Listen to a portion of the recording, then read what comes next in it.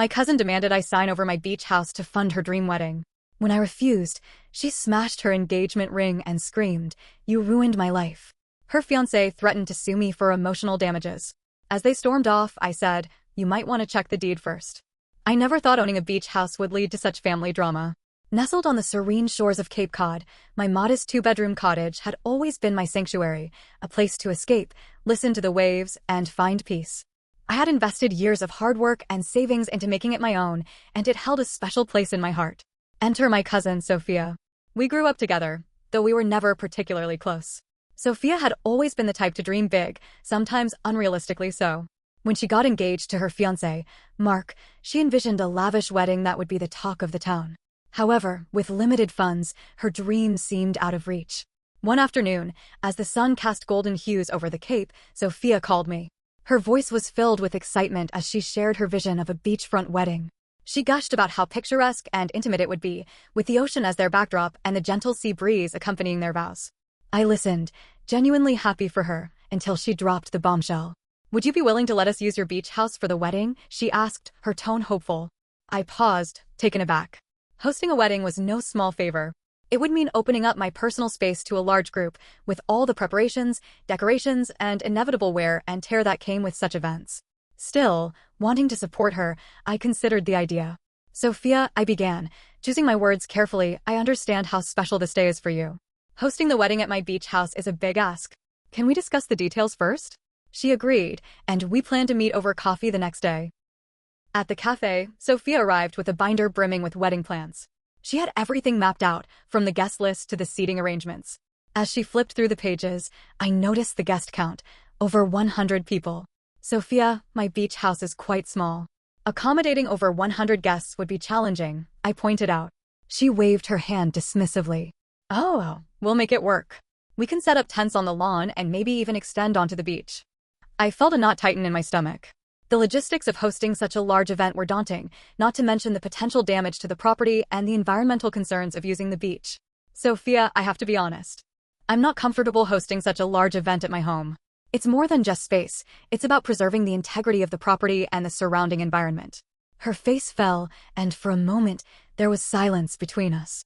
Then, her eyes lit up with a new idea. "Okay, I understand," she said slowly. "But what if you helped us financially instead? Maybe you could contribute to renting another beachfront venue." I was stunned. It was one thing to ask to use my home, but another to request financial assistance. "Sophia, I have my own financial responsibilities. I can't afford to contribute to another venue," I replied, trying to keep my voice steady. Her expression darkened. "But you have that beach house. Surely you can afford to help family."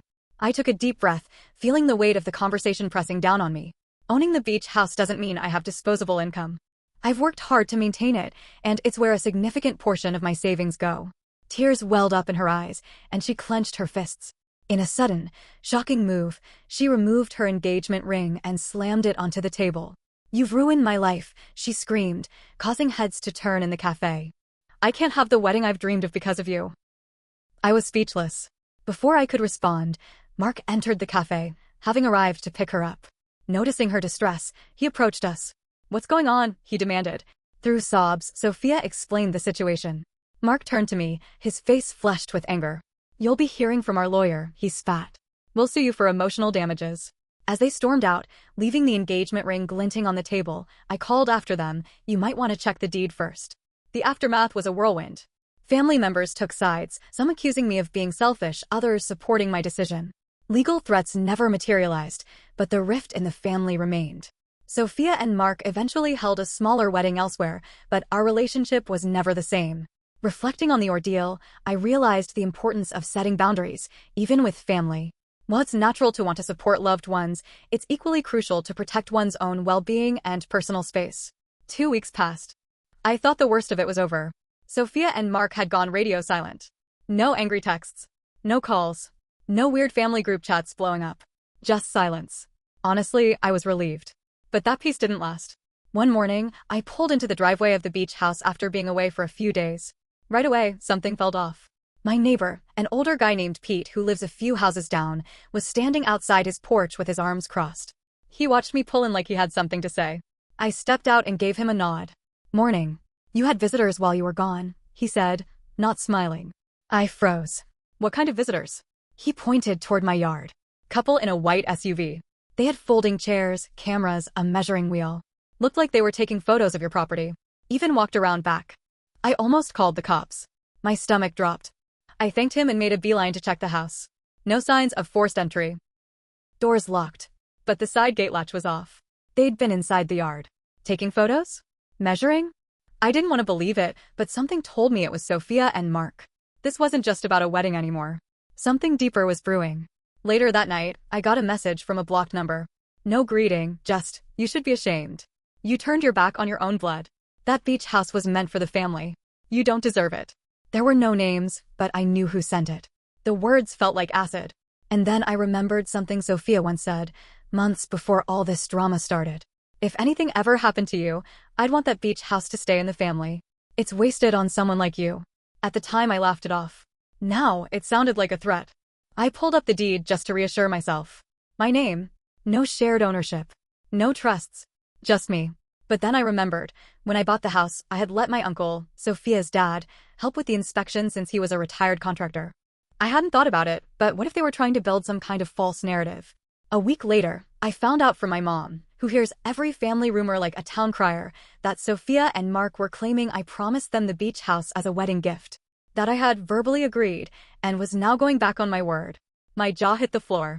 A few cousins started messaging me, guilt-tripping me. It's just a house. You live in the city now anyway. You never even have guests down there. I couldn't believe how fast the story was spreading. Then it got worse. Mark posted a public rant on Facebook. Long, dramatic, and full of lies. He talked about how a selfish relative had sabotaged their wedding, how I had gone back on a deal, and that they were pursuing legal remedies. People commented with sympathy. Some of my own family members liked the post. Liked it. I kept quiet publicly. I didn't want to escalate anything. But inside I was burning. A few days later, I got served. Mark had filed a small claim suit for emotional distress. He was suing me for $12,000. He included screenshots of texts, cherry-picked and out of context, printed pictures of the house, and even a typed letter, witnessed by Sophia's friend claiming I had told them I'd gift the house to the happy couple. I laughed out loud when I read it. Not because it was funny, but because it was so desperate. They actually thought this would work. But the thing about small claims court is that even ridiculous cases can move forward. So I had to respond. I gathered everything, texts, emails, the deed, and a statement from my neighbor Pete confirming their uninvited visit. I also hired a lawyer, even though it wasn't technically required. I wasn't taking chances. And here's where the real twist happened. While digging into records, my lawyer uncovered something strange. A recent permit application had been submitted to the local zoning board for event setup and temporary structures on my exact address. Submitted under Mark's name. It was dated 2 days after I had said no to Sophia. They had been planning the wedding there anyway. Without my permission. Without my knowledge. Like they assumed I'd fold under pressure. That changed everything. Now it wasn't just family drama. It was trespassing. Fraud. Possibly even identity-related crime, since he had used my address on legal paperwork. We filed a counterclaim. I didn't care about revenge at first. But now? They crossed every line. They had lied, manipulated, tried to gaslight everyone, and were actively trying to take something that never belonged to them. And they weren't done yet. Because the next week, I got another visitor at the beach house. This time, it wasn't a neighbor. It was a man in a suit holding a clipboard and a measuring tape. When I asked who he was, he said, here to assess the property for the venue listing. Mark sent me. I laughed right in his face. They were trying to list my property as a wedding venue online, while actively suing me. I told the guy to leave before I called the cops. He left, but I could tell this wasn't over. Not by a long shot. And then the anonymous letters started showing up in my mailbox. The letters were typed. No return address. No signature. Just simple manila envelopes showing up once a week at the beach house. The first one said, blood means more than property. Be careful who you trust. I didn't tell anyone. I figured it was just more of Sophia's drama, some desperate way to scare me. I threw it out. Then came the second. Nice view. Shame if it got crowded. That one sent a chill down my spine. It wasn't threatening in a legal sense, just off. The kind of thing you read twice because something about it feels wrong, like it's watching you. I put up cameras around the property the next day. Trail cams in the bushes. Smart doorbell. Motion lights. I wasn't playing around anymore. I told Pete, my neighbor, to let me know if he saw anything. He agreed, and even admitted he'd seen that same white SUV cruising slowly past my place 3 times in the past week. Once at night, I brought the second letter to my lawyer. He looked concerned, but said unless something more direct happened, there wasn't much we could do. I kept it anyway. The third envelope came 2 weeks later. This one had a photo inside. It was grainy, obviously taken from a phone at night. But it was my house. Porch light on. My shadow through the curtain. That's when I knew it wasn't just about a lawsuit. They were trying to make me uncomfortable. Maybe scare me out. Maybe push me to give up. I didn't flinch. But I started digging deeper. I called a cousin I trusted, Nate. He'd stayed neutral this whole time, didn't jump on either side. I asked him straight up if he knew what was going on. He hesitated. Then he said, "Look, I heard something. Don't know if it's true. But Mark's been talking to this guy who flips houses. He's saying once the case settles, they're turning your place into an Airbnb. Said they already have a page mocked up. Listings, prices, everything. Mocked up. Like it was already theirs." I asked him to send me whatever he could find. 20 minutes later, he forwarded me a PDF that had been emailed to someone in the family group, by accident, apparently. It was a proposal. Full breakdown.